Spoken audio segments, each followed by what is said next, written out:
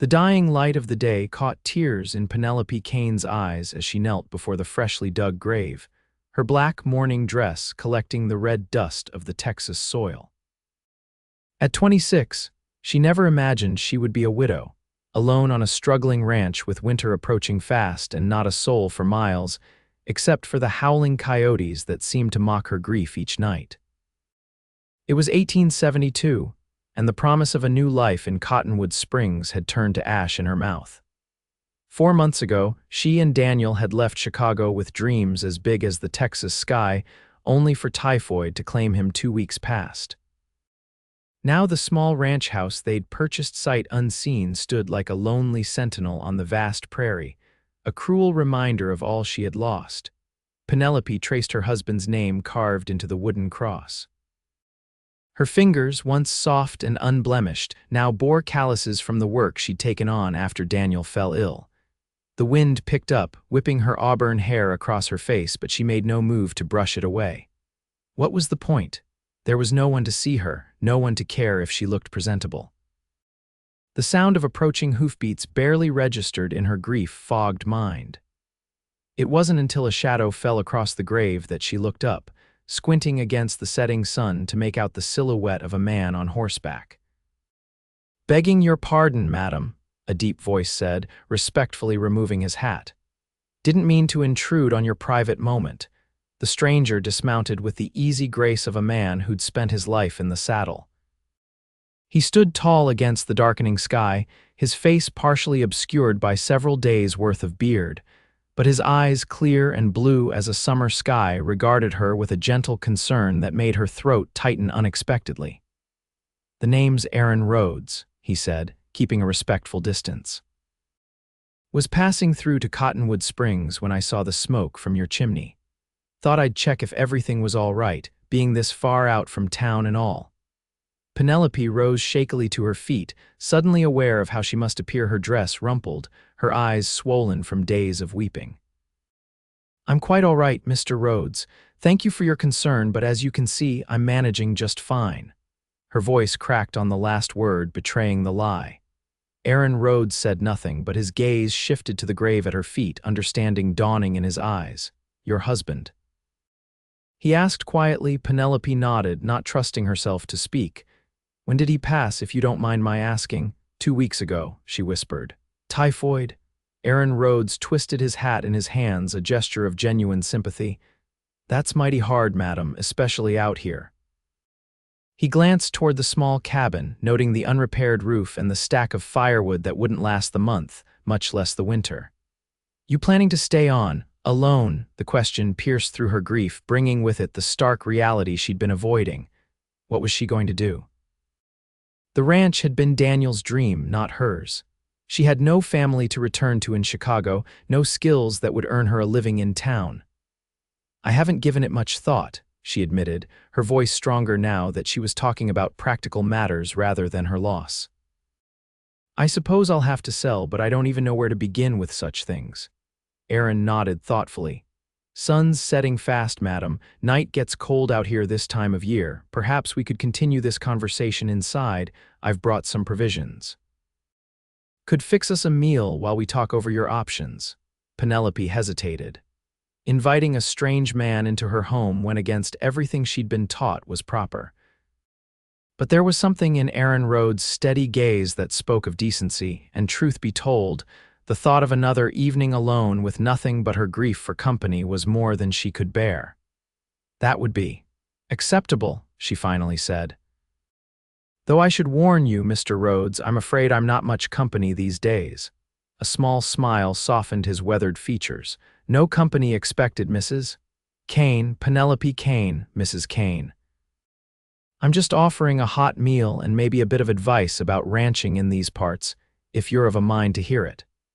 For the first time in 2 weeks, Penelope felt something other than grief, a tiny spark of gratitude for this stranger's kindness. She nodded and turned toward the cabin, aware of Aaron Rhodes leading his horse a few respectful paces behind her. Inside the small cabin, Penelope lit the oil lamps while Aaron tended to his horse. The single room with its rough-hewn furniture was painfully tidy. She'd had little else to do in her grief but clean. A curtain partitioned off the sleeping area, where a narrow bed still held the impression of Daniel's body, though she'd changed the sheets after he died. Aaron returned, stomping his boots outside before entering. From his saddlebags he produced coffee, a small sack of flour, some salt pork, and most precious of all, a tin of peaches. Without asking permission, he set about preparing a meal, moving with the efficiency of a man accustomed to cooking for himself. "How long have you been a widow, Mrs. Kane?" he asked, his back to her as he worked.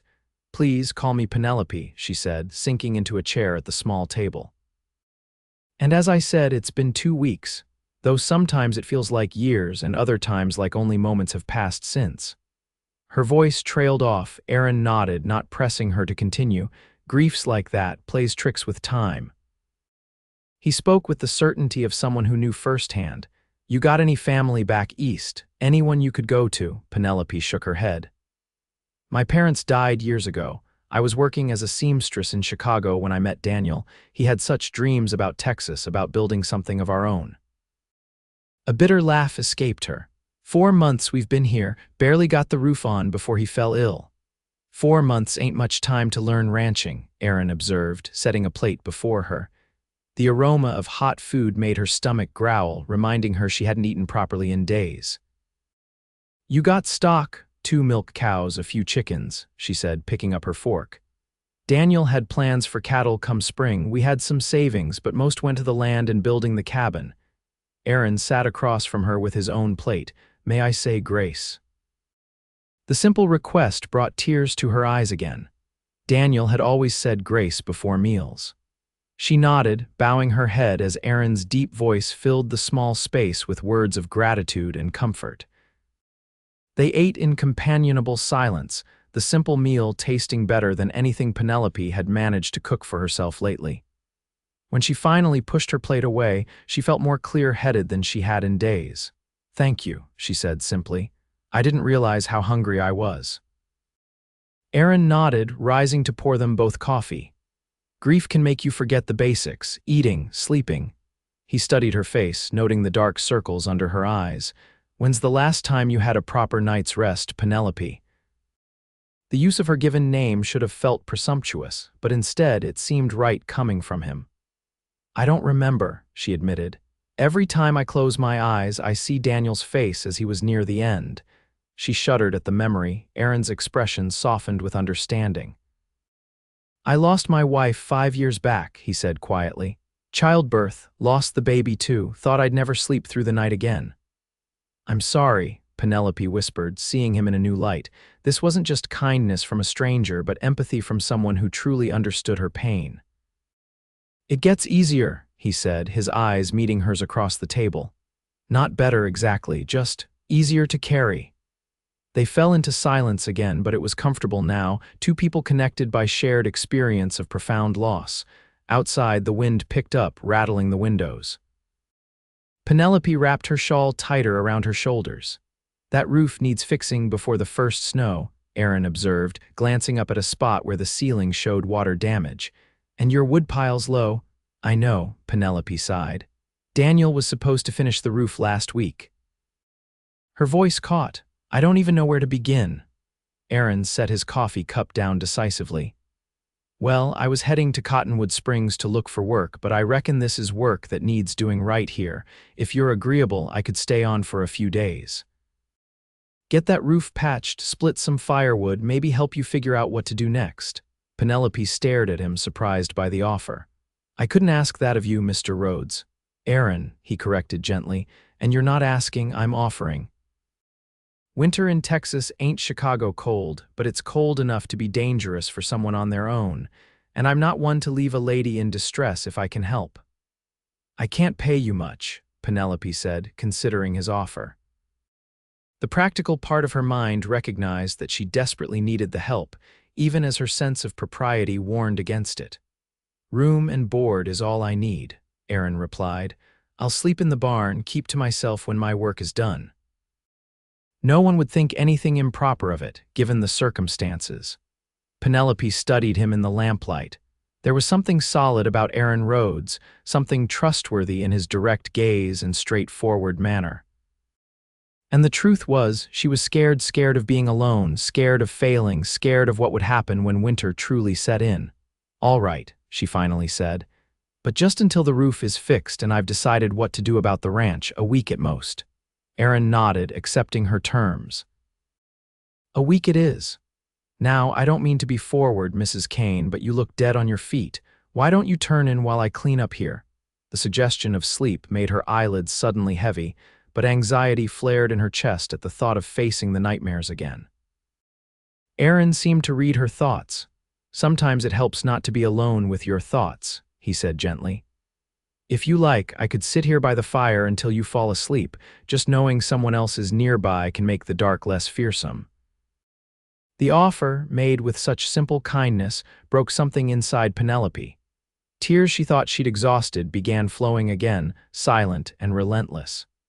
Aaron didn't move to comfort her, physically maintaining the proper distance between them, but his steady presence was comfort enough. "I would appreciate that," she finally managed to say. "Thank you." She moved behind the curtain to change into her nightgown, then slipped beneath the quilt on her side of the bed, leaving Daniel's side untouched as she had every night since his death. Through the thin fabric of the curtain, she could see Aaron's silhouette as he stoked the fire, then settled into the chair beside it, his posture alert but relaxed. "Rest easy, Penelope." His deep voice came through the darkness. "Tomorrow's troubles will wait for the morning light." For the first time in weeks, Penelope felt the knot of tension in her shoulders begin to loosen. The widow was weary and silent, and the cowboy sat beside her until she slept peacefully, his quiet presence a shield against the grief that had threatened to consume her. The first light of dawn filtered through the cabin's small windows, rousing Penelope from the deepest sleep she'd had since Daniel's passing. For a moment, disorientation gripped her. She'd slept through the night without waking once to grief or nightmares. Then memory returned. The stranger, Aaron Rhodes, his offer of help, his quiet vigil by the fire. She rose quickly, dressing behind the curtain in a simple brown dress that was practical for work around the ranch. When she emerged, the cabin was empty, but the fire had been built up again, and the coffee pot sat warming on the edge of the hearth. Outside, she could hear the rhythmic sound of an axe splitting wood. Penelope poured herself a cup of coffee and stepped onto the small porch. The morning air was crisp with the promise of autumn, the sky a clear, endless blue above the rolling grassland that surrounded the cabin. Aaron was at the chopping block near the barn, his shirt already damp with sweat as he worked steadily through a pile of logs. He paused when he saw her, resting the axe head on the block and wiping his brow with his sleeve. "Morning, Mrs. Kane. Hope I didn't wake you." "Not at all," she replied, suddenly self-conscious. In the harsh light of day, her decision to allow this stranger to stay seemed reckless. Yet there was nothing threatening in his manner as he nodded respectfully and returned to his work. "I've been up since first light," he called over the sound of the axe. "Checked your cows there healthy enough, but that barn needs work before winter. Roof there is worse than the one on the house." Penelope watched him work, impressed despite herself by his efficiency. "You seem to know a lot about ranching, Mr. Rhodes." "Aaron," he reminded her, splitting another log with a powerful swing, "and I ought to. Been working cattle since I was 15. Had my own spread up in the panhandle for a while before." He trailed off, and Penelope understood he was referring to the time before he lost his wife. "What brought you to this part of Texas?" she asked, sipping her coffee. Aaron set another log on the block. "After Sarah died, I couldn't bear to stay on our land, sold it and been drifting since, taking work where I can find it. Heard Cottonwood Springs was growing, thought there might be opportunity there." The axe came down with precision. "What about you and your husband? What made you choose this spot?" Penelope gazed out at the land around them. It was beautiful in its way, the gently rolling hills, the cottonwood trees that lined the small creek at the edge of their property. Daniel saw an advertisement in a Chicago paper, Land of Opportunity, it said. Build your fortune in Texas. He'd worked in a factory all his life, breathing bad air, taking orders. The idea of open space, of being his own master. She sighed. It was all he talked about for months. And you, was it your dream too? Aaron asked perceptively. The question caught her off guard. No one had asked what she wanted, not even Daniel. I wanted Daniel to be happy, she said slowly, and I thought we'd have time to build something together, to learn to love this place. Aaron nodded, understanding in his eyes. Time's the one thing we can never count on, he said quietly. Then, as if sensing the conversation had grown too heavy, he changed the subject. I'll need to ride into town for supplies if I'm to fix that roof. Shingles, nails, maybe some tar paper. You got a list of anything else you need? Grateful for the return to practical matters, Penelope nodded. I'll write it down, but Mr. Rhodes, Aaron, I'm not sure I have enough money for all that.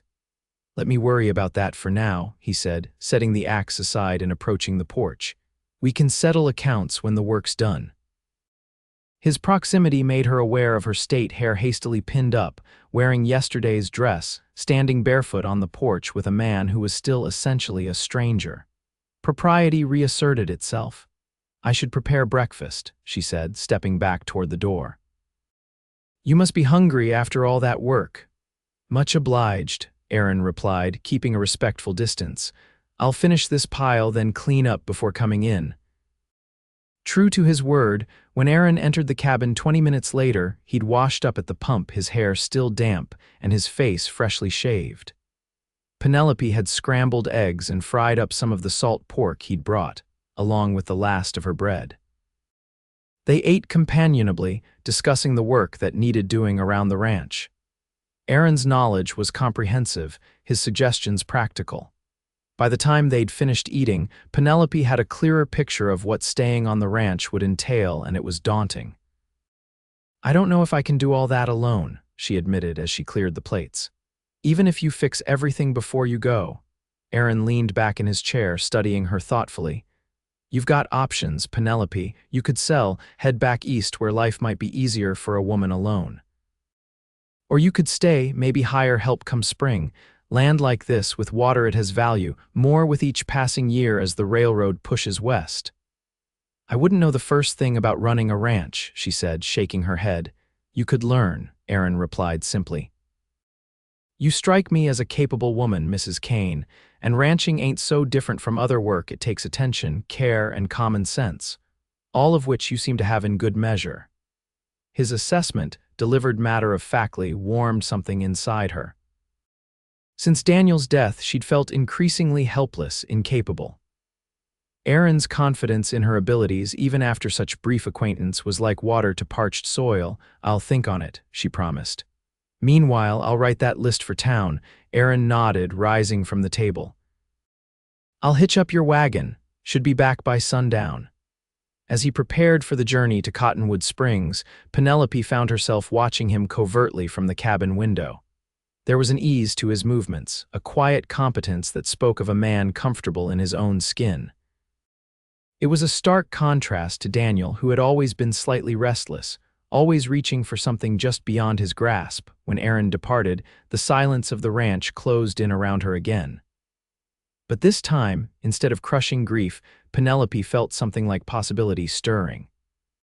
She spent the day cleaning thoroughly, taking inventory of their supplies, and even venturing out to the chicken coop to collect eggs, tasks she'd neglected in the depths of her mourning.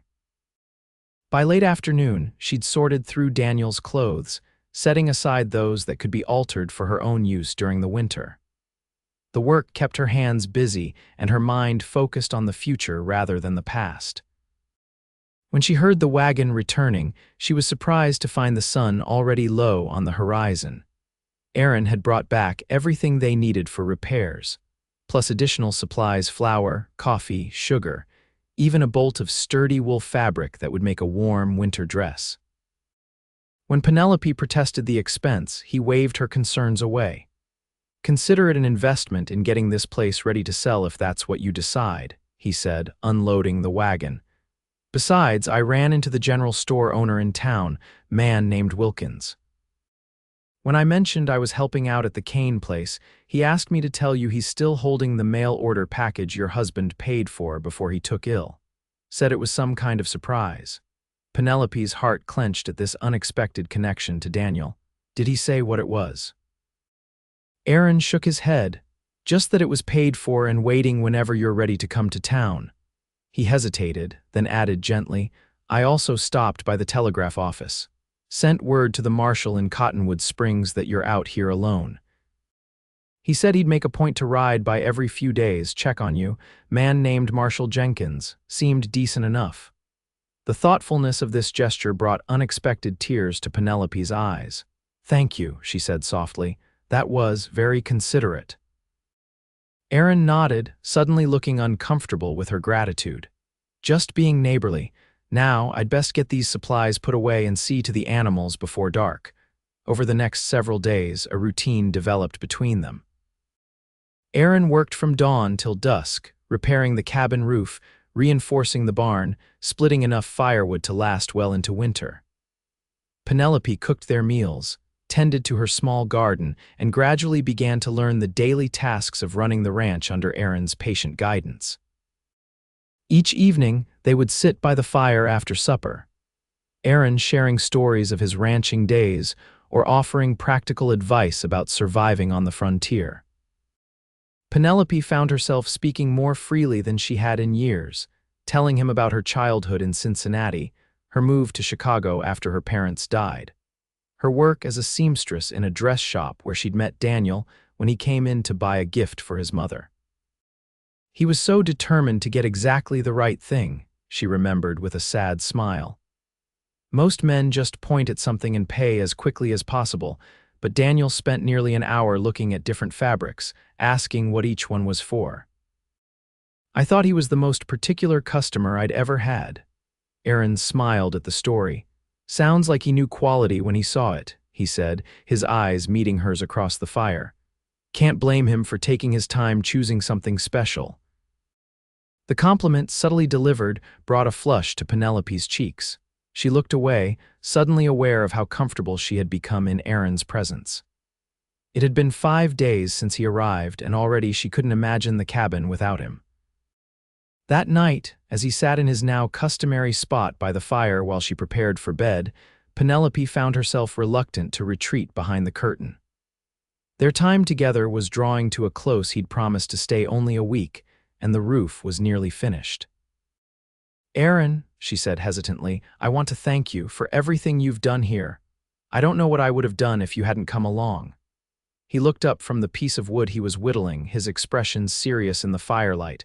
No need for thanks, Penelope, it's been good for me too, having purpose again. He set the whittling aside.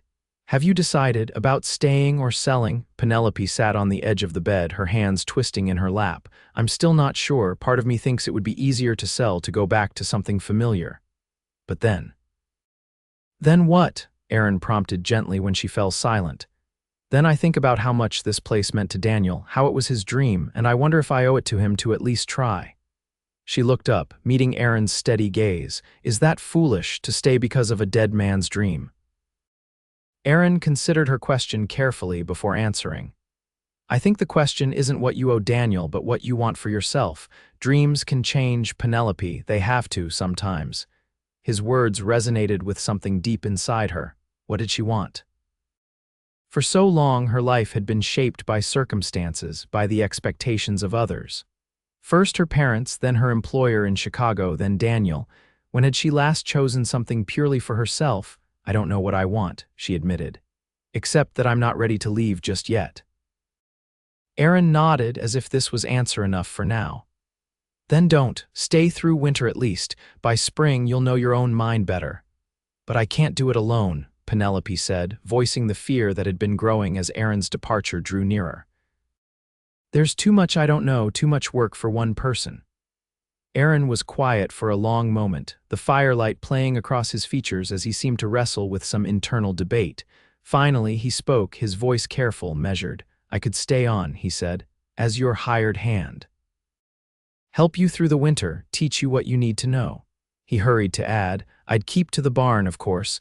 There'd be nothing improper about it, plenty of widows hire help to run their ranches. Penelope's heart leapt at the suggestion, even as her practical mind raised objections. I told you before I can't pay much, and people will talk no matter how proper we are. Let them talk, Aaron said with a shrug.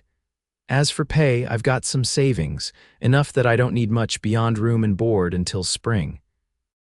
By then, you'll either have decided to sell, or we can discuss a more permanent arrangement if you choose to stay. The offer was tempting more than tempting. In less than a week, Aaron's steady presence had become a comfort she wasn't ready to lose. Yet something held her back from accepting immediately. "Why would you do this?" she asked. "You don't owe me anything. You could find better paying work in town." Aaron's eyes held hers, honest and direct. "Maybe I'm tired of drifting. Maybe I see something worth building here." He gestured around the small cabin. "This land has potential, Penelope, water, good grazing. With the right care, it could be something special." He paused, then added quietly, "And maybe I understand better than most what it's like to be alone with grief.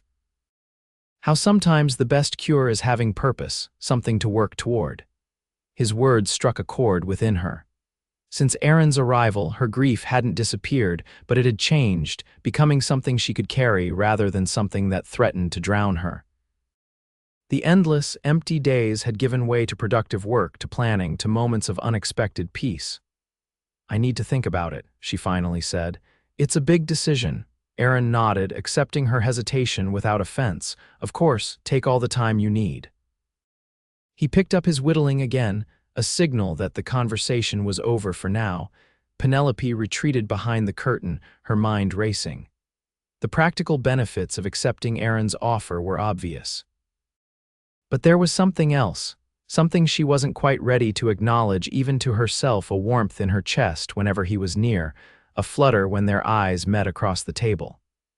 It was too soon for such feelings, too confusing amidst her grief for Daniel. And yet it was there, undeniable as the changing seasons. That night, sleep eluded her. She lay awake, listening to Aaron's quiet movements as he banked the fire and let himself out to the barn where he'd been sleeping. The cabin felt emptier without his presence, the darkness more oppressive. For the first time since his arrival, nightmares returned, fragments of memory and fear that had her waking with a start in the deepest part of the night. Penelope rose, wrapping a shawl around her shoulders against the chill. The fire had burned low, casting only a faint glow across the cabin floor. She added a log, stirring the embers until flames licked upward again, then sat in the chair Aaron usually occupied. Dawn was still hours away. Outside, an owl called, its mournful cry emphasizing the vastness of the night. Penelope hugged her knees to her chest, feeling very small and alone in the big, wild country that had claimed her husband's life and dreams. By the time morning light began to filter through the windows, she had made her decision. Aaron found her already dressed and preparing breakfast when he entered the cabin at first light. One look at her face, pale from lack of sleep but set with determination, told him she had something to say. "Morning," he greeted her cautiously, hanging his hat on the peg by the door. "Good morning," Penelope replied, setting a plate of biscuits on the table. "I've been thinking about your offer." Aaron nodded, waiting for her to continue as he poured himself a cup of coffee. "I've decided to accept," she said, her voice steadier than she felt. "I'll stay through winter at least, and I'd be grateful for your help." She took a deep breath. "But there would have to be conditions." "Name them," Aaron said, his expression giving nothing away. "First, you must allow me to pay you something, even if it's not what your work is worth." "I won't be beholden," Penelope met his gaze squarely. "Second, we must maintain absolute propriety. You'll continue to sleep in the barn, and if we go into town, we'll make it clear to everyone that ours is strictly a business arrangement." Aaron's lips quirked in the barest hint of a smile. "Those seem reasonable terms, Mrs. Kane. Anything else?" Penelope hesitated, then plunged ahead. "Yes, I want you to teach me everything, not just the easy tasks you think a woman can handle, but everything I'd need to know to run this ranch myself someday. If I decide to stay, I don't want to be dependent on hired help forever." Something like respect flickered in Aaron's eyes. "That's a fair request, though some of it won't be easy learning." "I'm not afraid of hard work, Mr. Rhodes," Penelope said, lifting her chin. "I wouldn't have survived Chicago otherwise." Aaron studied her for a long moment, then nodded decisively. "Then we have an agreement." He extended his hand across the table, and after a brief hesitation, Penelope took it. His grip was warm and firm, calloused from years of work, and something electric passed between them at the contact. An agreement, she echoed, withdrawing her hand perhaps a bit too quickly. Now, let's eat before the biscuits get cold. The days that followed took on a rhythm unlike anything Penelope had known before. Aaron was true to his word, teaching her every aspect of ranch work without condescension. She learned to mend fences, to care for the animals, to read the weather from the shape of clouds and the behavior of wildlife. Her hands grew calloused, her arms stronger, her skin tanned despite the wide-brimmed hat Aaron insisted she wear against the Texas sun. As October gave way to November, they rode into Cottonwood Springs together to stock up on winter supplies. The small frontier town was a revelation to Penelope, who had only passed through briefly when they first arrived in the territory. A single dusty main street lined with false-fronted buildings housed a general store, a saloon, a small hotel, the marshal's office, and various other businesses catering to the surrounding ranches. Aaron insisted they visit the general store first to collect the package Daniel had ordered. Mr. Wilkins, a round man with spectacles perched on his nose, greeted them warmly. "Mrs. Kane, good to see you up and about. Terrible sorry about your husband." He ducked beneath the counter and emerged with a small wooden crate. He was real excited about this. "Said it was a surprise for your birthday." Penelope accepted the box with trembling hands. Her birthday had passed unremarked during the worst of her grief, 3 weeks after Daniel's death. "Did he say anything about what it was?" Wilkins shook his head. "Just that it was special ordered from back east, paid extra for quick delivery, but then—" He trailed off awkwardly. "Thank you for holding it," Penelope said, tucking the box under her arm. She would open it in private later. Aaron stepped in smoothly, producing a list of supplies they needed. As Wilkins bustled about filling their order, Penelope became aware of the curious glances directed their way by other customers. News traveled fast in small towns, and the widow Kane appearing with a handsome stranger was bound to cause talk. When they stepped outside after settling their bill, Penelope nearly collided with a tall, well-dressed woman who was just entering the store. "Oh, excuse me," Penelope apologized. The woman's eyes widened in recognition. "You must be Mrs. Kane. I'm Victoria Blackburn. My husband owns the bank." Her gaze shifted to Aaron, curiosity evident. "And this is—" "Aaron Rhodes, madam," Aaron introduced himself with a respectful tip of his hat, "working for Mrs. Kane through the winter." Victoria Blackburn's perfectly arched eyebrows rose slightly. "Is that so?" "Well, Mrs. Kane, you must join us for Sunday dinner sometime. The new preacher and his wife will be there, such a lovely couple. I'm sure they'd be delighted to meet you." Her eyes flicked meaningfully to Aaron. "Both of you, of course." The invitation, with its thinly veiled assessment, made Penelope's back stiffen. "That's very kind, Mrs. Blackburn, but I'm afraid the ranch keeps us quite busy." Of course," Victoria said with a smile that didn't reach her eyes. "Another time, perhaps." "Do give my regards to Marshal Jenkins when you see him. He's been so concerned about your welfare out there all alone." As they walked away, Aaron leaned close to murmur, "I believe we've just been inspected for impropriety." Despite herself, Penelope laughed, "and likely found wanting." Aaron shrugged, unconcerned. Small towns run on gossip. Best defense is to give them nothing interesting to talk about. They completed their errands, efficiently visiting the blacksmith for some tools Aaron needed, stopping at the apothecary for medical supplies, and finally, at Penelope's insistence, visiting the small church at the edge of town. The building was empty except for a middle-aged man arranging hymnals in the pews. He looked up at their entrance, his face breaking into a welcoming smile. "Good day to you both. I'm Reverend Thomas. New to the parish, I'm afraid, so you'll have to forgive me if I don't recognize you." "Penelope Kane," she introduced herself. "And this is Aaron Rhodes. My husband is buried on our property. I was hoping I might speak with you about having a proper service now that I'm able." The Reverend's expression softened with understanding. "Of course, Mrs. Kane, I'd be honored." "Perhaps we could discuss the details over tea," Aaron stepped back. "I'll wait outside, finish loading the wagon." Left alone with the Reverend, Penelope explained her situation: Daniel's sudden illness, his death before the local doctor could even be summoned, her own incapacitating grief that had prevented her from seeking a proper funeral service. Reverend Thomas listened with compassion, asking gentle questions about Daniel's faith and their life together. By the time they finished speaking, arrangements had been made for a small service the following Sunday at the ranch, with the Reverend traveling out to officiate. "It's never too late to honor a loved one properly," he assured her as they parted. "And Mrs. Kane, please know that the church is here for you, whatever your needs may be."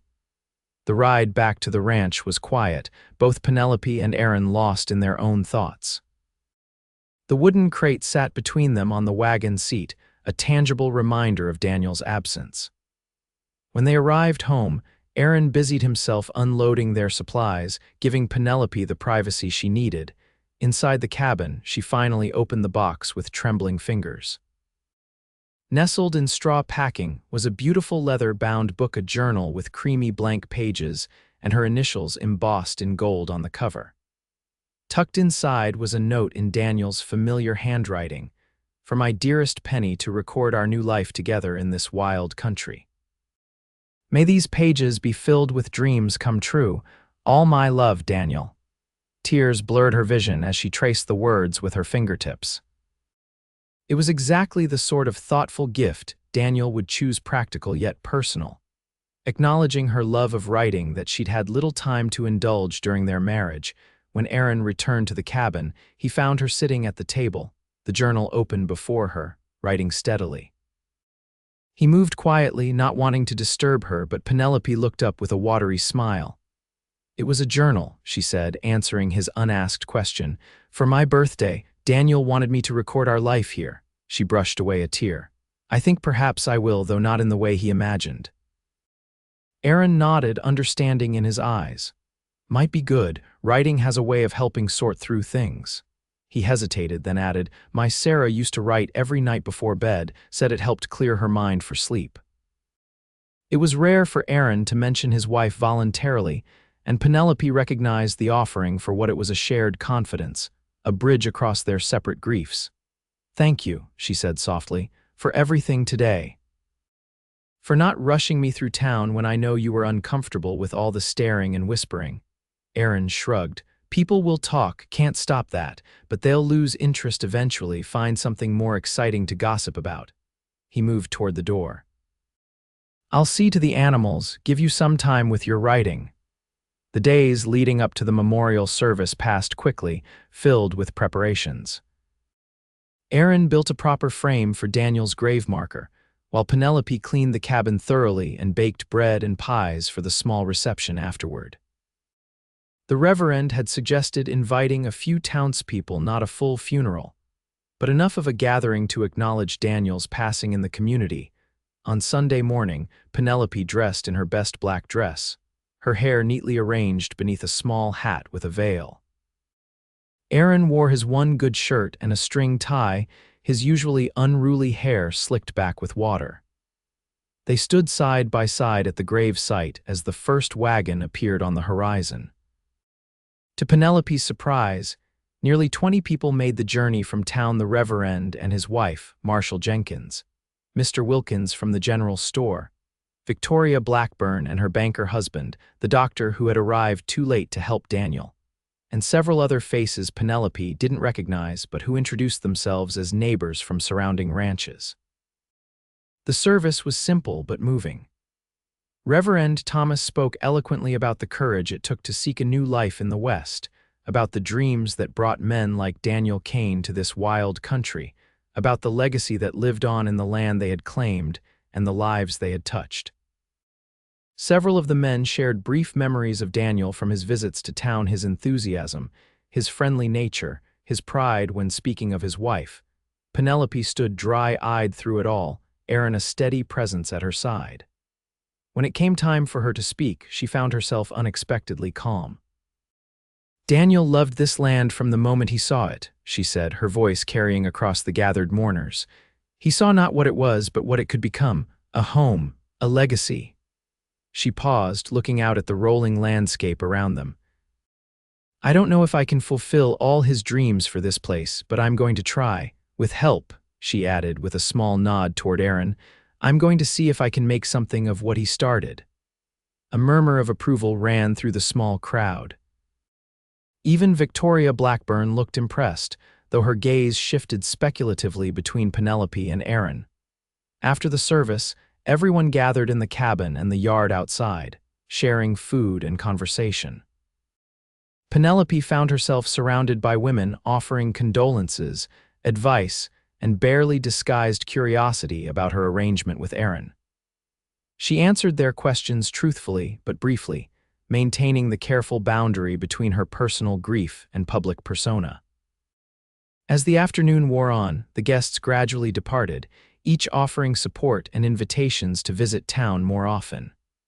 The last to leave was Marshal Jenkins, who drew Aaron aside for a private word while Penelope bid farewell to the Reverend and his wife. What did the Marshal want?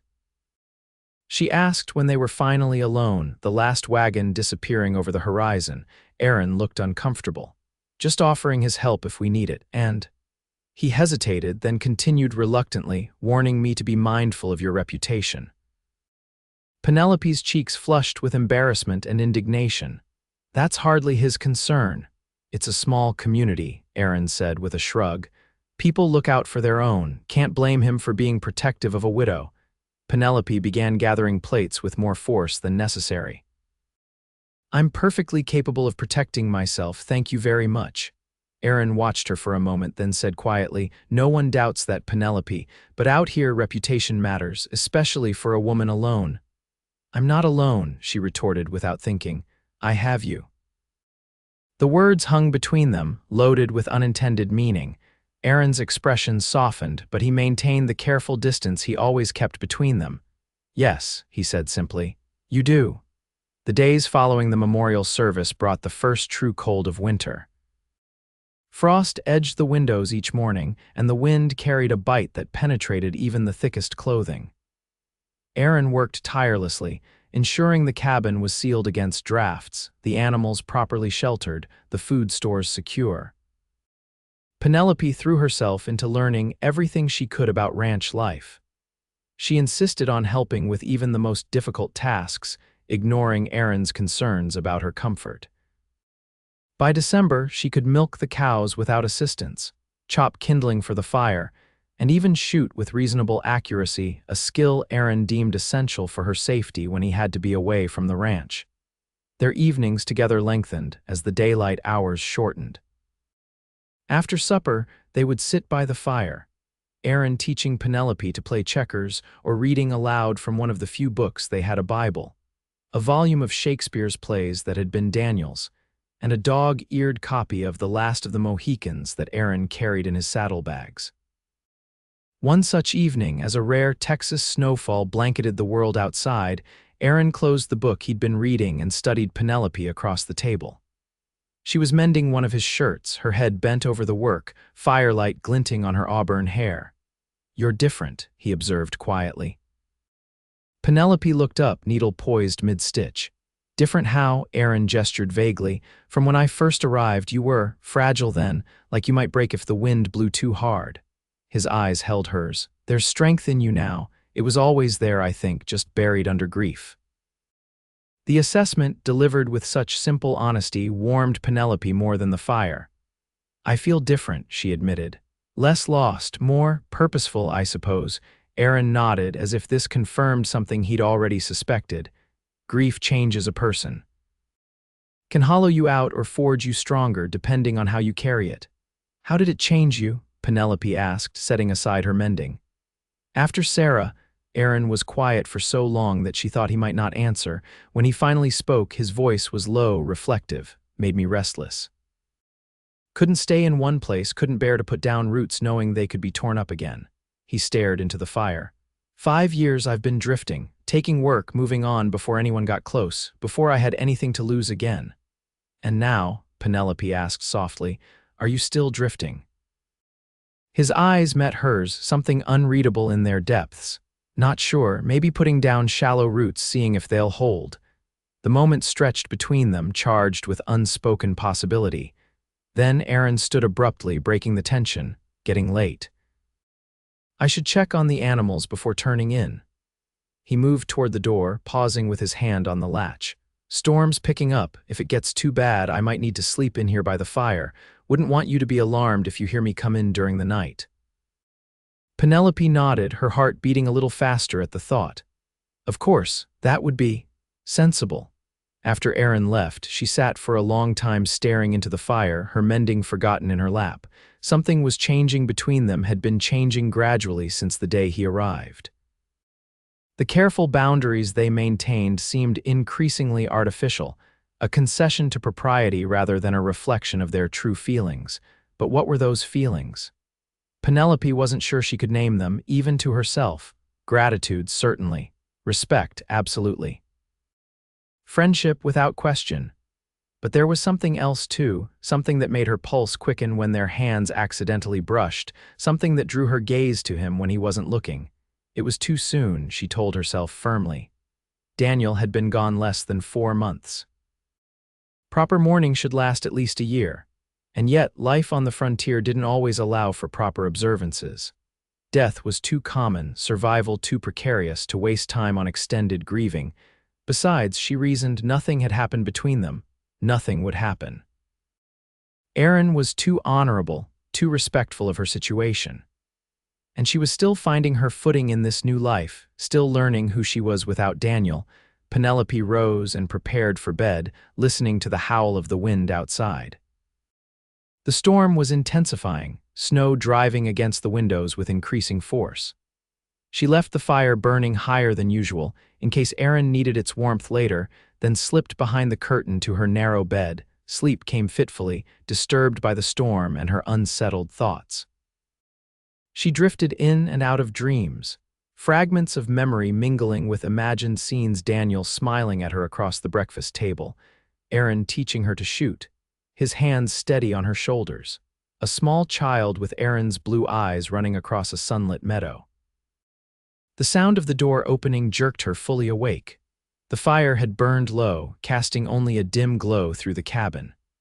Penelope lay still, listening as Aaron moved quietly about, adding logs to the fire, removing his boots and outer clothing.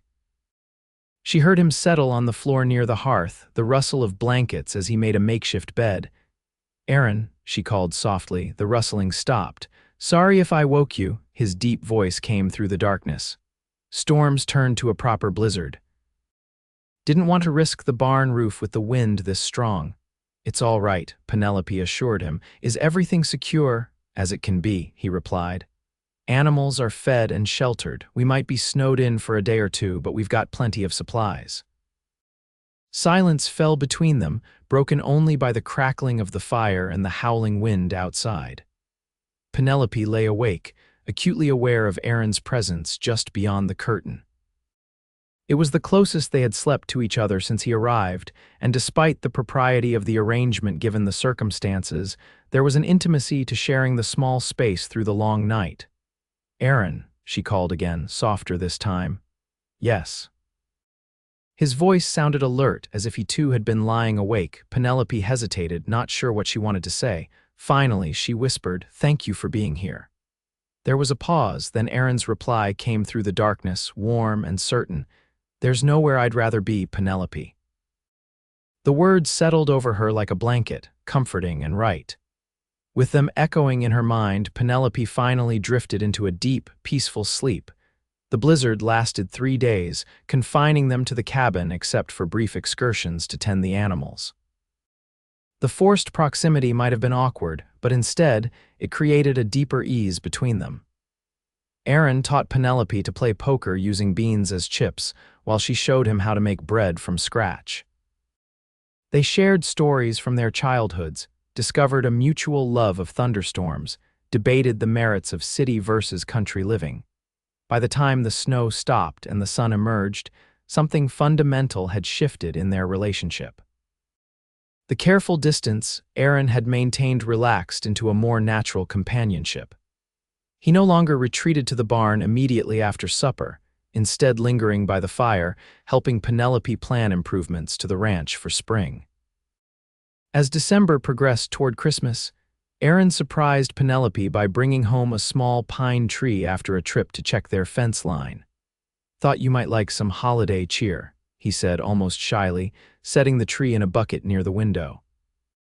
Penelope stared at it, memories washing over her Christmases from her childhood, last year's quiet celebration with Daniel in their Chicago apartment.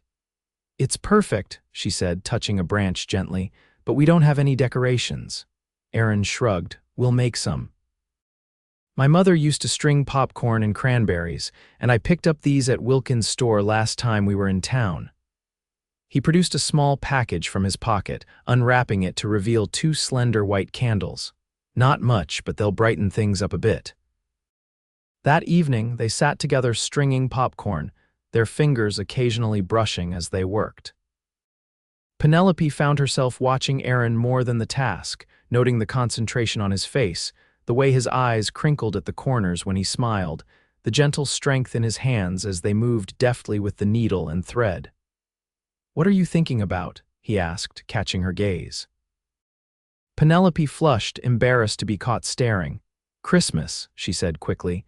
"It will be strange this year, different." Aaron nodded understandingly. "First holidays after losing someone are the hardest, but making new traditions helps, I've found. Is that what we're doing?" Penelope asked softly. "Making new traditions?" Aaron's hands stilled on the popcorn string. "If you want to," he said, his voice carefully neutral, but his eyes held a question. Penelope looked at the small tree, at the warm cabin around them, at the man sitting across from her who had become so essential to her world in such a short time. "I think I'd like that," she admitted. Christmas morning dawned clear and cold. Penelope woke to the smell of coffee and something sweet baking. She dressed quickly and emerged from behind the curtain to find Aaron at the stove, his back to her as he worked. "Merry Christmas," she said, wrapping her shawl tighter around her shoulders. Aaron turned, a smile warming his face.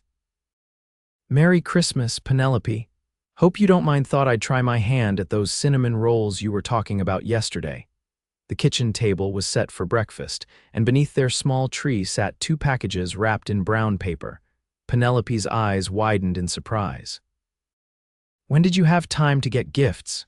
Aaron looked slightly embarrassed. "Been working on them for a while, nothing fancy, mind you." They ate breakfast first. The cinnamon rolls were a bit overdone but still delicious, then moved to the tree with their coffee. Aaron insisted Penelope open her gift first. Inside the paper was a beautifully carved wooden box with a hinged lid, small enough to fit in her hands but large enough to hold letters or small treasures. "Aaron, it's beautiful," she breathed, running her fingers over the smooth wood and the delicate flower pattern he had carved into the lid. "Thought you might need something special for keepsakes," he said, watching her face. "Open it."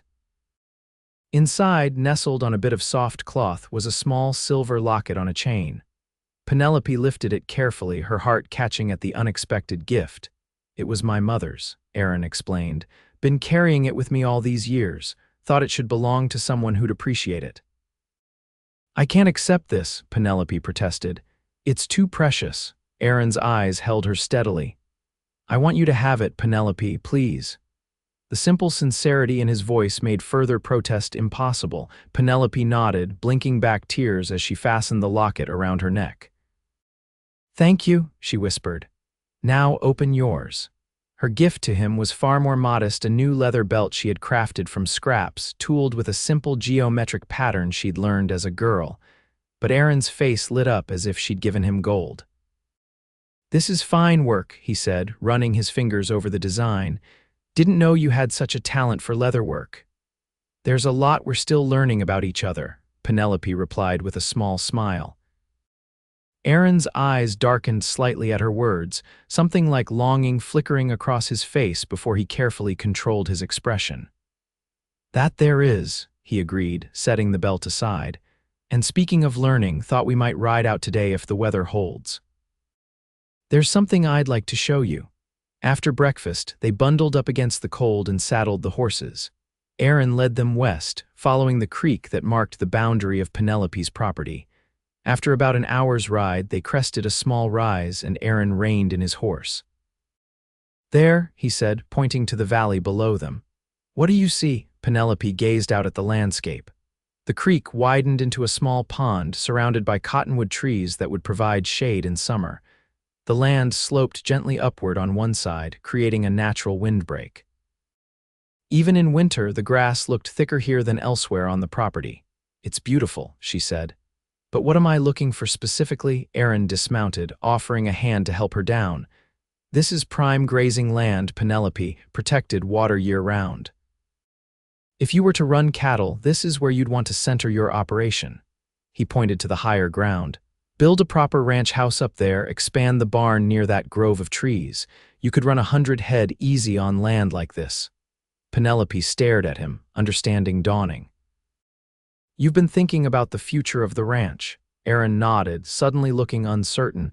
"Been surveying your land when I ride fence, wanted to understand its potential."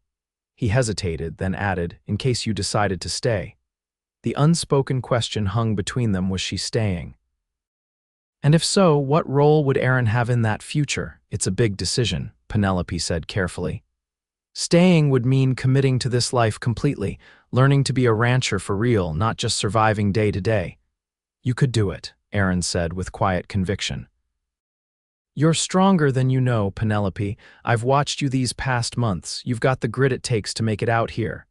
His faith in her was humbling, empowering. "I couldn't do it alone," she said, meeting his gaze directly. Aaron took a step closer, close enough that she could see the flecks of gray in his blue eyes, could feel the warmth radiating from him despite the winter chill. "You wouldn't have to," he said softly, "if you didn't want to." The moment stretched between them, fraught with possibility.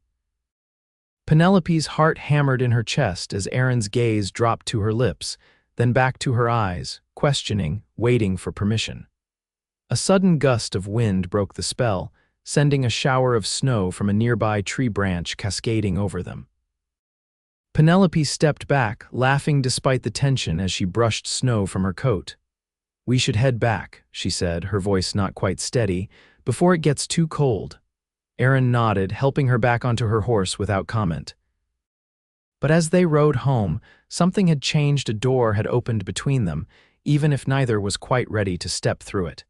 The days between Christmas and New Year passed in a comfortable rhythm. They worked side by side during daylight hours, shared meals and conversation in the evenings. The tension that had flared between them at the creek remained, unacknowledged but present in lingering glances, in hands that brushed more frequently than strictly necessary, in conversations that sometimes trailed into meaningful silence. On New Year's Eve, Aaron brought out a bottle of whiskey he'd been saving. "Tradition," he explained, pouring a small measure for each of them. To toast the old year passing and the new one coming, Penelope accepted the glass, though she rarely drank spirits. "What shall we toast to?" Aaron considered for a moment, then raised his glass. "To new beginnings," he said, his eyes holding hers, "and to courage yours especially." They drank, the whiskey burning a path down Penelope's throat and warming her from within. Outside, the night was clear and cold, stars blazing in the vast Texas sky. "In town, they'll be celebrating," Aaron remarked, "dancing, singing, kissing at midnight." Penelope felt her cheeks warm at the mention of kissing. "I've never been one for large celebrations," she said. "This is nice." "Quiet," Aaron nodded, refilling their glasses with a smaller measure. "Still, traditions are important, marking the passage of time, acknowledging changes." He studied her face in the firelight. "You've changed since I met you, Penelope, grown into yourself somehow." The observation, delivered with such simple honesty, touched something deep within her. "So have you," she replied softly. "You're not the same drifter who rode up to my cabin in October." Aaron's lips curved in a half-smile. "No, I suppose I'm not." He set his glass down, his expression growing serious. "Penelope, there's something I've been wanting to ask you." Her heart skipped a beat. "Yes. When spring comes," he began carefully, "I'll have fulfilled my promise to help you through the winter. And you'll need to decide what you want to do with the ranch, sell it, stay on, whatever you choose." Penelope nodded, waiting for him to continue. Aaron took a deep breath. If you decide to stay, I'd like to stay too, not as a hired hand but as a partner, in the ranch end. He hesitated, then finished quietly, in whatever else might develop between us. The words hung in the air, honest and direct as the man who spoke them. Penelope set her glass down, her hands suddenly unsteady. "Aaron," she began, not sure what she wanted to say. "It's only been 3 months since Daniel died. I'm not sure I'm ready for." "I know," he interrupted gently. "I'm not asking for anything now, Penelope, just the possibility of something later, when you're ready, if you're ever ready." Relief and something like disappointment mingled in her chest. "And if I'm not? If I decide to sell and go back east?" Aaron's face remained composed, though something flickered in his eyes. "Then I'll help you get the best price for the ranch, make sure you're settled wherever you choose to go, and wish you well." He reached across the table, his hand stopping just short of touching hers. "But I hope you'll stay." The quiet confession, the vulnerability in his usually steady gaze, moved Penelope deeply. "I hope so too," she whispered. "But I need time, Aaron, to be sure, to know that whatever I feel for you isn't just gratitude or loneliness." Aaron nodded, understanding in his eyes. "Time is something I can give you," he said. "I've waited 5 years to feel something worth staying for. I can wait a while longer." The clock on the mantel chimed midnight, marking the transition to 1873. Outside, the night was silent except for the distant howl of a coyote. No crowds, no music, no traditional kiss to welcome the new year, just two people bound by circumstance and growing affection, sitting across from each other in a small cabin on the Texas frontier. Yet as Penelope met Aaron's gaze in the firelight, she felt something more meaningful than any celebration, a promise, unspoken but real, of possibilities to come. Winter gradually released its grip on the land as January gave way to February. The days lengthened incrementally, bringing hints of the spring to come. Aaron and Penelope fell into an easy partnership, working side by side to prepare the ranch for the changing season. They repaired fences damaged by winter storms, prepared soil for a larger vegetable garden, and discussed which crops might grow best in the Texas climate. One mild afternoon, as they worked together mending a chicken coop, Aaron broached a subject they had both been avoiding. "Been thinking about cattle," he said casually, hammering a nail into place. "If you're staying, that is, spring roundups will be starting soon. Good time to buy when ranchers are sorting their herds." Penelope looked up from the wire mesh she was attaching to the coop. "You think we should invest in cattle already?" Aaron nodded, his expression thoughtful. "Start small. 20, maybe 30 head, good breeding stock. By fall, you'd know if ranching suits you. If not, you could sell them at a profit most likely." The practical suggestion forced Penelope to confront the decision she'd been postponing. Stay or go, commit to this life or return to the world she knew, and underlying it all, what about Aaron? The unspoken question between them had remained just that, unspoken, since New Year's Eve, though their daily interactions had grown increasingly comfortable, increasingly intimate in small ways. "How much would it cost?" she asked, focusing on the practical aspects of the proposal. Aaron named a figure that was substantial but not impossible given the money Daniel had set aside. "I have some savings too," he added. "Could go in as a partner if that's what you wanted." The offer hung between them, not just a business proposition, but a step toward the future he had hinted at on New Year's Eve. A future together. "I'd need to think about it," Penelope said carefully. "It's a big decision." Aaron nodded, returning to his work without pressing further. "No rush. Just wanted you to know the options there." That night, alone in her bed, Penelope opened Daniel's journal, now hers, and wrote by candlelight, trying to sort through her conflicted feelings. She had loved Daniel truly and deeply. Their marriage, though brief, had been a happy one. But he was gone, and she was still here, still living, still capable of caring for someone new. Was it disloyal to consider a future with Aaron? Or was it the natural course of life, especially in this harsh country where survival often depended on having a partner? And what of her feelings for Aaron himself? She could no longer deny that they had grown beyond gratitude or friendship. She found herself watching him when he wasn't looking, admiring the strength in his hands, the quiet confidence in his movements, the kindness in his eyes when they spoke. She valued his opinions, respected his knowledge, enjoyed his company more than she had anyone's in a long time. But was it love? And if it was she ready to acknowledge it, to act on it? Penelope closed the journal without reaching any conclusions. Some decisions couldn't be rushed, no matter how practical the reasons for doing so might be. The following week brought an unexpected visitor to the ranch. Penelope was gathering eggs when she heard the sound of an approaching horse.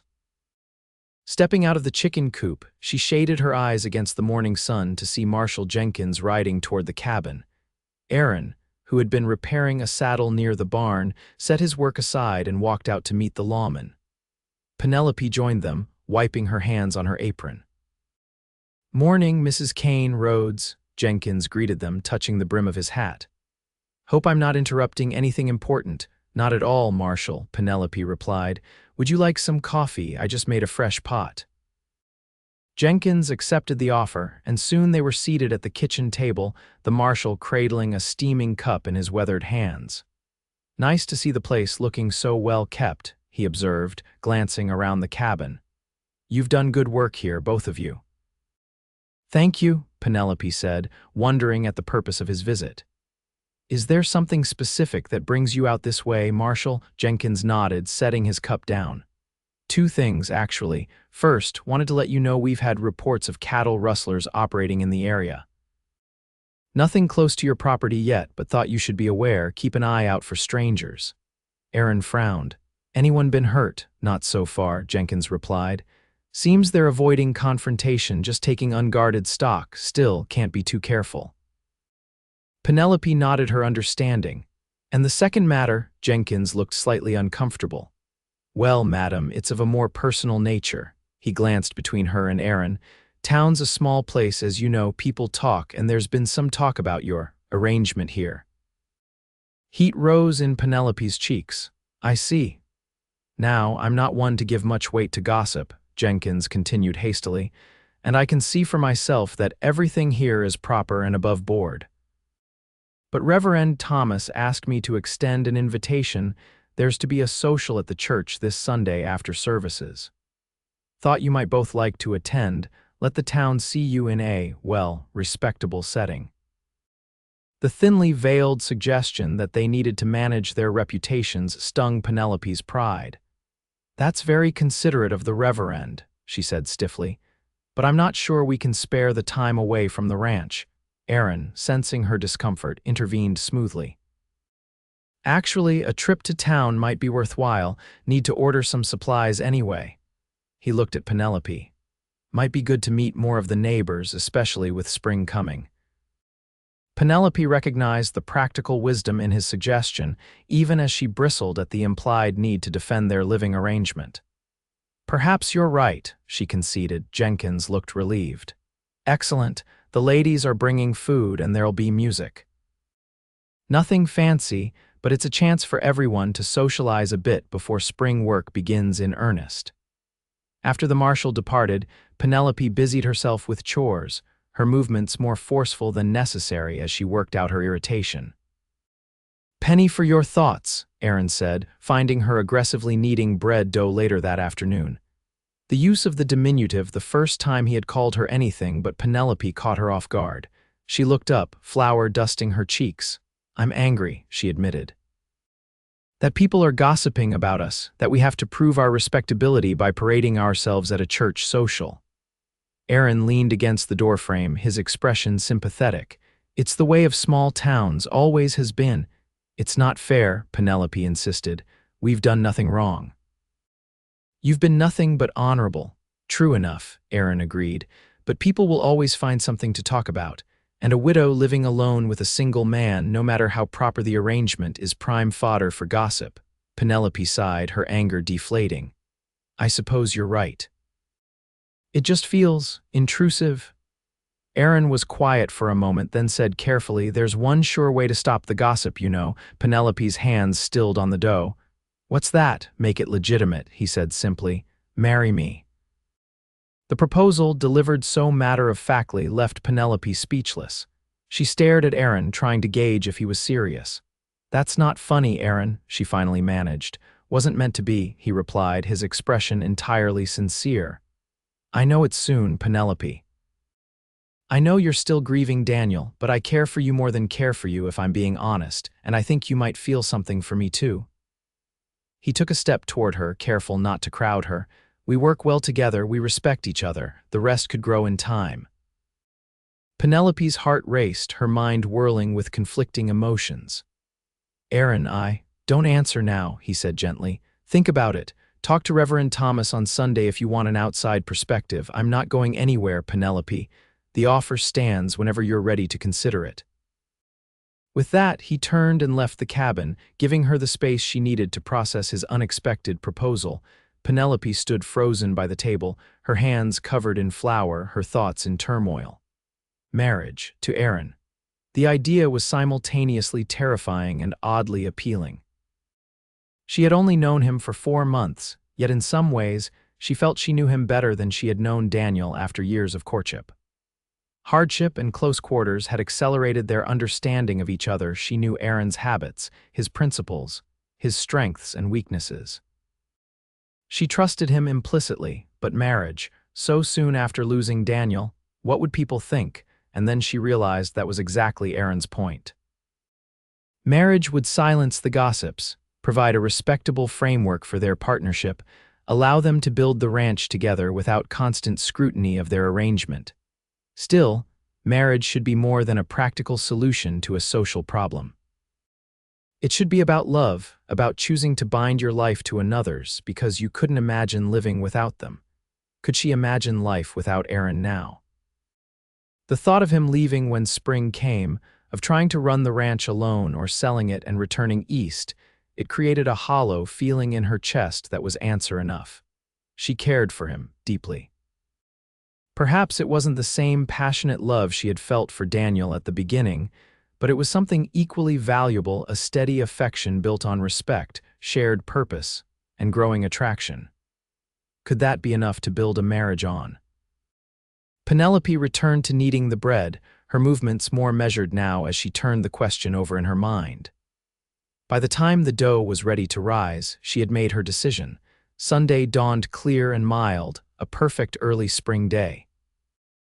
Penelope dressed carefully in her best dress, dark blue rather than black, a small but significant step away from deep mourning. She pinned Aaron's mother's locket at her throat and arranged her hair with more attention than usual.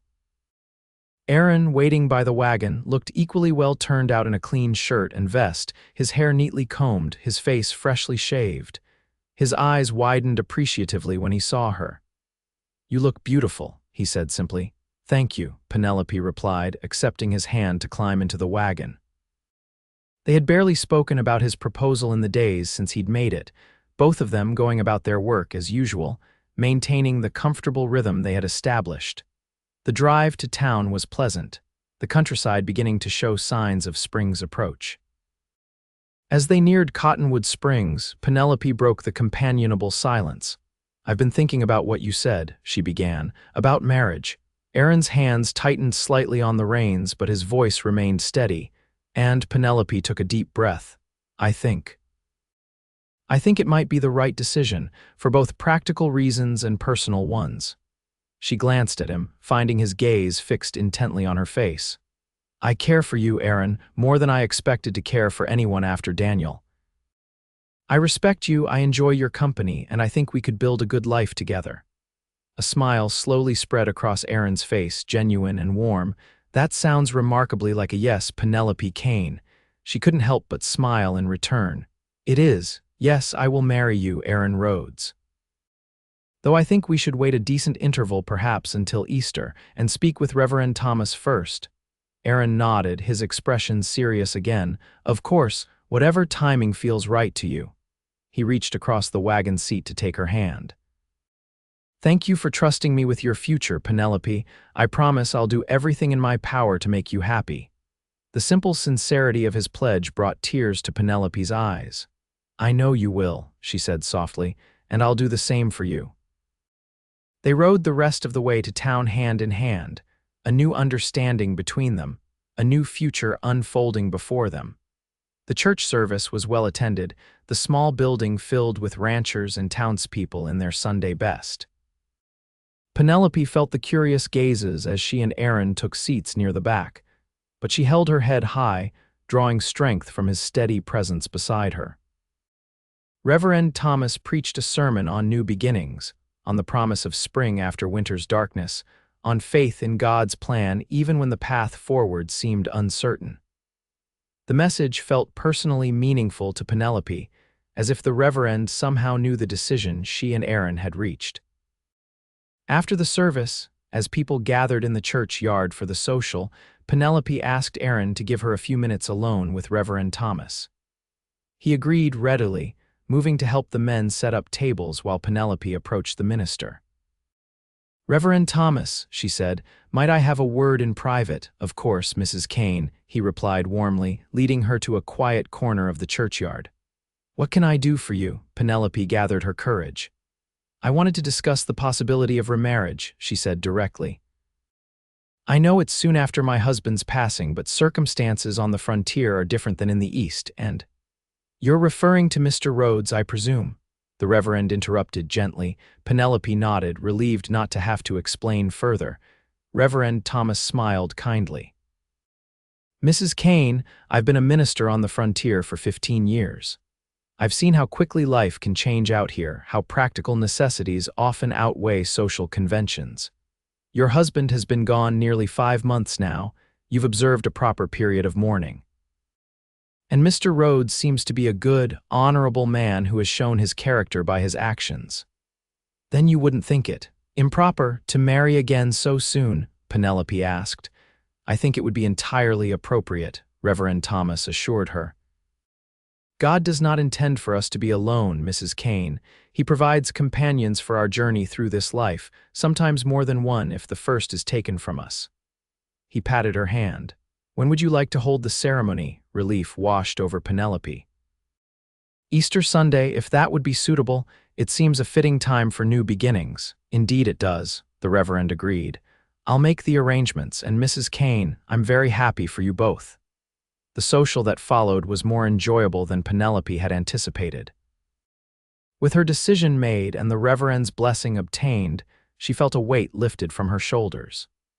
She and Aaron moved among the townspeople together, accepting introductions, engaging in conversation, beginning to establish themselves as a couple in the community's eyes. Victoria Blackburn, who had been coolly polite at Daniel's memorial service, was notably warmer now, especially after Penelope confided their engagement plans. "Easter is perfect," she declared, "and you must let me help with the arrangements." Nothing elaborate, of course, given the circumstances, but still a proper celebration. By the time they departed for home, Penelope felt a sense of acceptance from the community that had been missing before. The widow and the drifter were transforming, in the town's eyes, into a respectable ranching couple with a future in Cottonwood Springs. The journey home was quiet, both of them tired from the day's socializing but content with how events had unfolded. As they approached the ranch, the setting sun gilded the landscape, making even the humble cabin look welcoming and full of promise. Aaron helped Penelope down from the wagon, his hands lingering at her waist a moment longer than strictly necessary. "Happy?" he asked simply. Penelope looked up at him, at this man who had entered her life when she was at her lowest point and had steadily, patiently helped her rebuild. "Yes," she answered honestly. "I am." Aaron's smile was tender as he brushed a strand of hair from her face. "May I kiss you, Penelope?" Now that we're properly engaged, the request, so respectfully made, touched her deeply. "Yes," she whispered, tilting her face up to his. Aaron's lips met hers gently, a soft, questioning kiss that quickly deepened as Penelope responded. His arms encircled her waist, drawing her closer, while her hands rested on his chest, feeling the strong, steady beat of his heart beneath her palm. When they finally parted, both slightly breathless, Penelope saw in Aaron's eyes the same wonder she felt at finding each other in this vast, wild country, at the unexpected gift of a second chance at happiness. I should get the horses settled, Aaron said reluctantly, stepping back to a respectable distance. Penelope nodded, equally reluctant to end the moment. And I should start supper. As they turned to their separate tasks, Penelope felt a certainty settle in her heart. This was right. This man, this place, this future they would build together, it was where she was meant to be. The weeks leading up to Easter passed in a blur of activity. Spring arrived in earnest, bringing new growth to the land and new energy to their preparations. Aaron rode to neighboring ranches, making connections, discussing cattle prices, learning which herds had the best breeding stock. Penelope expanded the garden, started seeds for summer vegetables, and with Victoria Blackburn's help, began planning their simple wedding. 2 weeks before Easter, they made a significant decision together. They would use part of Daniel's savings and Aaron's funds to purchase 30 head of cattle from a rancher west of Cottonwood Springs. It was a commitment to the land, to their future together, to building something lasting on the foundation Daniel had begun. He would approve, I think, Penelope said as they finalized their plans one evening. Daniel wanted this land to flourish, to support a family. It will, just not in the way he imagined. Aaron reached across the table to take her hand. We'll honor his memory by making this ranch successful, he promised. Our children will know about the man who had the vision to claim this land, who brought you to Texas. The mention of children brought a flush to Penelope's cheeks and a flutter to her heart. They hadn't discussed family specifically, though it was assumed in their plans for the future. The thought of bearing Aaron's children, of raising a family in this wild, beautiful country, filled her with a mixture of excitement and trepidation. Easter Sunday dawned bright and clear, as if nature itself approved of their union. Penelope dressed in a new gown of soft blue, made from the fabric Aaron had bought in town. It wasn't traditional white that wouldn't have been appropriate for a widow's second marriage, but it was beautiful and hopeful, like the spring sky. Victoria Blackburn arrived early to help with final preparations, bringing flowers from her greenhouse to decorate the cabin and to make a simple bouquet for Penelope. Other townspeople began arriving by mid-morning, not a large gathering, but enough to witness their vows and celebrate their union. The ceremony took place at noon in front of the cabin, with Reverend Thomas officiating. Penelope would always remember the look in Aaron's eyes as she walked toward him, the gentle strength of his hands as they exchanged rings, simple bands bought from the jeweler in Cottonwood Springs, and the sincerity in his voice as he promised to love, honor, and cherish her for all the days of their lives. I now pronounce you husband and wife, Reverend Thomas declared. Mr. Rhodes, you may kiss your bride. Aaron's kiss was tender but possessive, a promise of the night to come, of the life they would build together. When they turned to face their guests as Mr. and Mrs. Aaron Rhodes, Penelope felt a completeness she had thought lost to her forever. The celebration that followed was joyful, but brief frontier practicalities didn't allow for lengthy festivities. By late afternoon, the guests had departed, leaving the newlyweds alone in the cabin that was now truly their home. Aaron built up the fire against the evening chill while Penelope put away the remaining food from the celebration.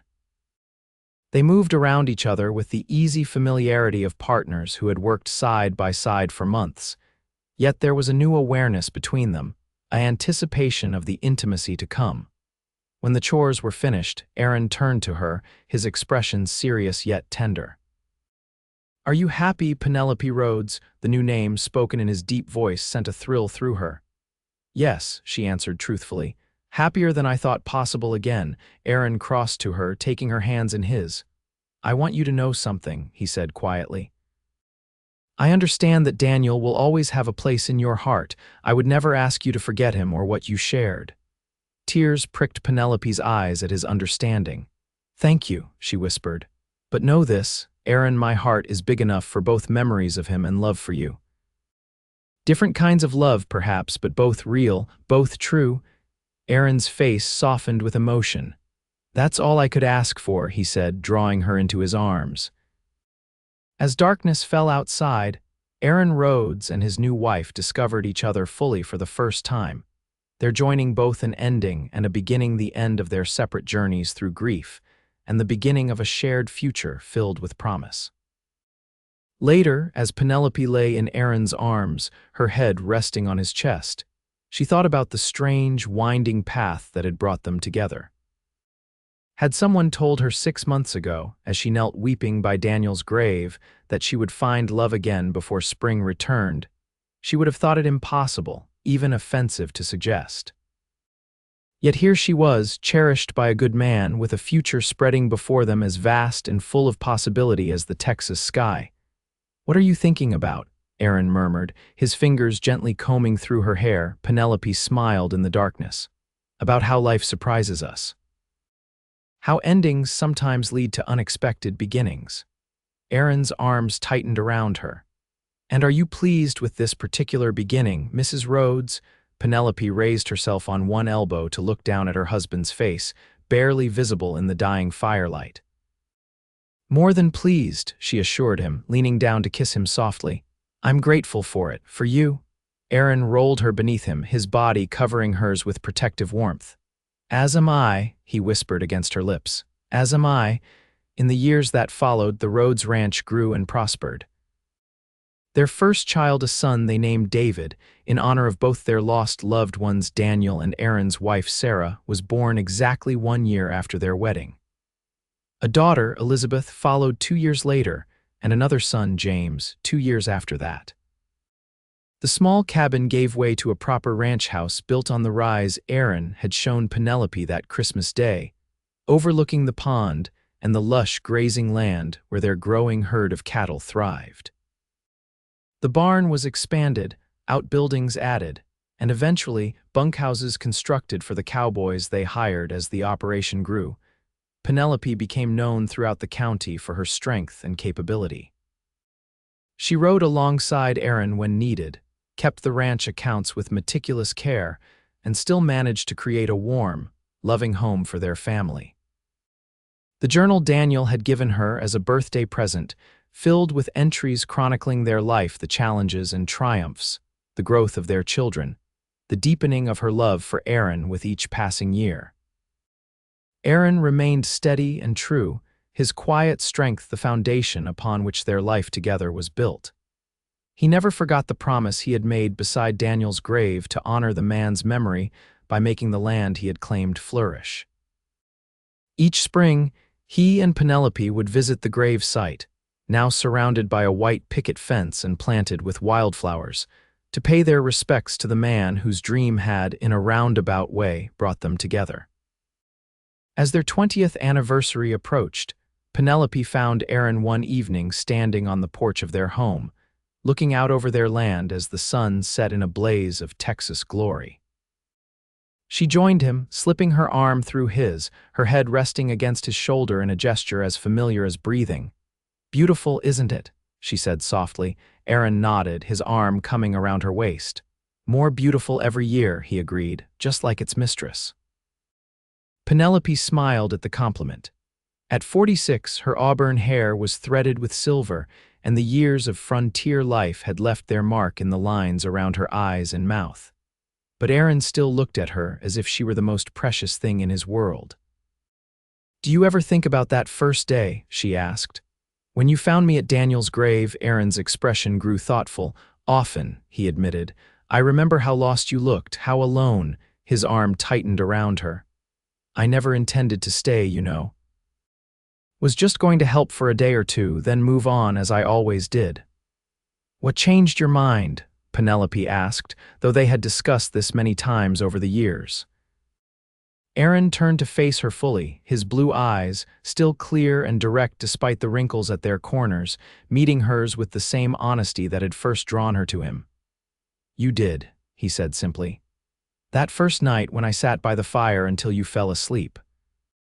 The widow was weary and silent, but there was such strength in you even then, such potential. I wanted to see what you would become when the grief wasn't so raw. Penelope reached up to touch his face, her fingers tracing the familiar contours of his cheek, his jaw, the silver at his temples. "And what did I become?" Aaron caught her hand, pressing a kiss to her palm. "Everything," he said softly, Everything I never knew I needed until I found you. As the last light of day faded from the sky, Penelope Rhodes leaned into her husband's embrace, grateful beyond words for the life they had built together, for the love that had healed them both, for the home they had created from grief and hope and perseverance. Behind them, the lamps were being lit in the house, their children's voices calling them in to dinner. Before them stretched the land they had nurtured, now rich and productive. And between them flowed the deep, abiding love that had begun on a cold October evening when a weary widow found comfort in the steady presence of a kind cowboy who sat beside her until she slept peacefully, dreaming of better days to come. Those better days had indeed come, more beautiful and fulfilling than either of them could have imagined in their darkest hours. And as they turned together toward the warmth and light of their home, Penelope knew with absolute certainty that the best days still lay ahead, waiting to be discovered in each other's arms.